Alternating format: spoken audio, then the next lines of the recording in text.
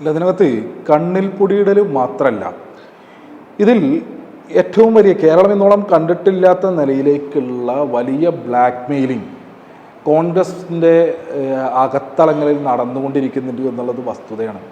ആ വസ്തുതയെ സംബന്ധിച്ച് അറിയാത്ത ആളുകളാണോ ഇതിന് ചുറ്റുമുള്ള ആളുകൾ? അപ്പോൾ ഞാൻ ദുൽഖിഫലിനോട് ഒരു വളരെ നിസ്സാരമായിട്ടുള്ള ഒരു ചോദ്യം ചോദിക്കട്ടെ. 9447 എന്ന മൊബൈൽ നമ്പർ ആരുടേതാണ് എന്ന് ദുൽഖിഫലിന് അറിയോ? യൂത്ത് കോൺഗ്രസിന്റെ നേതാവല്ല, അദ്ദേഹത്തിന് അറിയോ ഈ ഞാൻ ഉദ്ധരിച്ച നമ്പർ ആരുടേതാണെന്ന്? പറയൂ ദുൽഖിഫിൽ. ദുൽഖിഫിലെ നമ്പർ അറിയോ? 9447 ആ അല്ലേ, ഇത് ദുൽഖിഫിൽ മനസ്സിലാക്കണ്ടേ? നമ്മൾ ഈ ദിവസങ്ങളിൽ കേരളത്തിൽ ഈ വിഷയം ഗൗരവത്തോടു കൂടി സമൂഹം ചർച്ച ചെയ്തുകൊണ്ടിരിക്കുന്ന സന്ദർഭത്തിൽ പൊടുന്നനെ പ്രത്യക്ഷപ്പെട്ടൊരു വാർത്തയുണ്ട്. ഫ്ലാഷ് ന്യൂസുകളായിട്ടാണ് ഒരു വൈകുന്നേരം കേരളത്തിലെ മാധ്യമങ്ങൾ ആ വാർത്ത പുറത്തേക്ക് വിട്ടത്. ആ വാർത്ത മറ്റൊന്നും ആയിരുന്നില്ല, രാഹുൽ മാങ്കൂട്ടത്തെ സംരക്ഷിക്കുന്നതിന് വേണ്ടി കോൺഗ്രസിനകത്ത് വലിയൊരു വിഭാഗം ശ്രമിച്ചുകൊണ്ടിരിക്കുന്നു. എന്നാൽ അതിനെതിരെ ധീരമായി നിലപാടെടുത്തുകൊണ്ട് കേരളത്തിലെ പ്രതിപക്ഷ നേതാവ് രാഹുലിൻ്റെ രാജിക്ക് വേണ്ടി സമ്മർദ്ദം ചെലുത്തി പ്രതിപക്ഷ നേതാവ് എന്നുള്ളതായിരുന്നു വാർത്ത.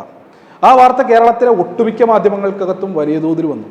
കേരളത്തിലെ പല മാധ്യമ സ്ഥാപനങ്ങളുടെയും ഓഫീസിലേക്ക് വിളിച്ച് ഈ നിലയ്ക്ക് വാർത്ത കൊടുക്കണമെന്ന് പറഞ്ഞ ആളുകൾ പ്രതിപക്ഷ നേതാവിൻ്റെ ഓഫീസിനകത്ത് പ്രവർത്തിച്ചുകൊണ്ടിരിക്കുന്നുണ്ട്. കാരണം ആകെ പ്രശ്നത്തിലായി, പിടിച്ചു നിൽക്കാൻ മറ്റും മാർഗമില്ല. ഈ വിഷയത്തിനിടയിൽ, ഈ പ്രതിസന്ധിക്കിടയിൽ എങ്ങനെയും സ്വന്തം ഇമേജ് ബിൽഡ് ചെയ്യാം എന്നതിന് വേണ്ടി നടത്തിയിട്ടുള്ളൊരു ശ്രമത്തിൻ്റെ തുടർച്ചയിൽ ഒരു വൈകുന്നേരം മുതൽ പിറ്റേന്ന് ഉച്ച വരെ വളരെ സജീവമായിട്ട് പ്രതിപക്ഷ നേതാവിൻ്റെ സമ്മർദ്ദം, പ്രതിപക്ഷ നേതാവ് ശരിപ്പെടുത്തിക്കളയും, രാജിത ഇപ്പോൾ വരും എന്ന നിലയിലേക്ക് കേരളത്തിലെ മാധ്യമങ്ങൾ വാർത്ത ചർച്ച ചെയ്ത് മുന്നോട്ട് പോയതിൻ്റെ അനുഭവം ഈ ദിവസങ്ങളിൽ നമ്മുടെ മുൻപിലുണ്ട്.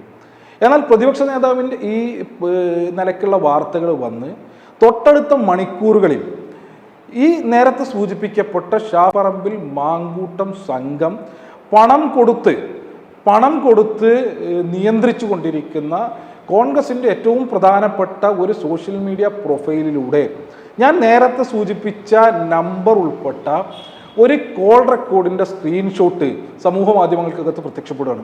അത് ഈ ഘട്ടത്തിലും ആ നിലയിൽ തന്നെ സോഷ്യൽ മീഡിയയിൽ അവൈലബിൾ ആണ്.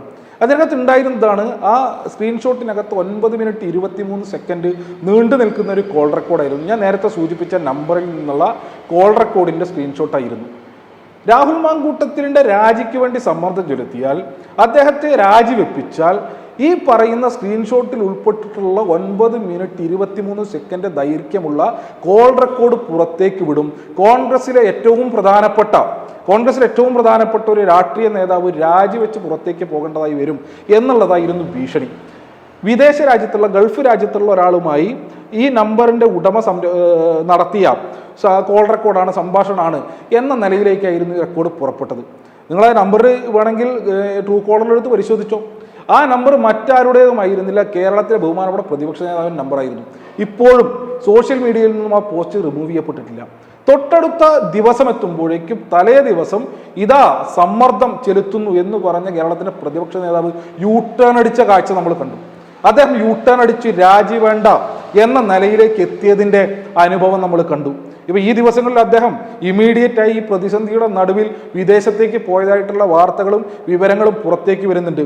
എന്തിനു വേണ്ടിയാണ് അദ്ദേഹം പോയത് എന്നുള്ളതിനെ സംബന്ധിച്ച് വ്യക്തമാക്കുന്നതിന് വേണ്ടി UDF-ന്റെ പ്രതിക്ക് കഴിയും. ഇനി നേരത്തെ പറഞ്ഞ കോൾ റെക്കോർഡുമായി ബന്ധപ്പെട്ടുള്ള വിഷയം സെറ്റിൽ ചെയ്യുന്നതിന് വേണ്ടിയാണോ ഇദ്ദേഹം വിദേശത്തേക്ക് ഇമീഡിയറ്റായി 3 ദിവസം പോയത് എന്നുള്ളതിനെ സംബന്ധിച്ച് വിശദമാക്കുന്നതിന് വേണ്ടി?